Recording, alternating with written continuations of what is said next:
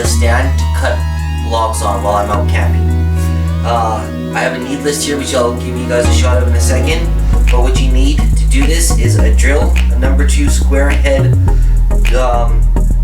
bit, two 2.5-inch screws, one 3.5-inch bolt, or it can be 1/4 or 5/16 thick, all depending on how big you want to make the hole, one flat washer, one wood washer, one nut for the bolt, whether it be 5/16 thick or 1/4 inch, a socket that fits the bolt, a crescent wrench to put on the nut, drill to socket adapter so you can use your drill to screw the bolt and nut together, and the top, at the top, which you'll see when I do the X with the wood, it has to be at least 12 inches apart so you can cut most trees from around where I am.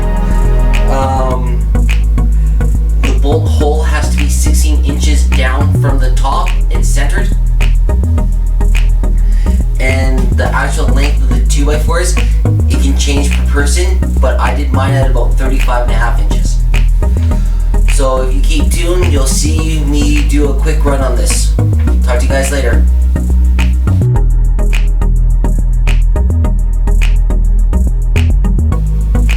Okay, ladies and gentlemen, this right here is my mobile log cutting stand. I'm making 3 of these to take camping with me, and I've got everything right here to build it.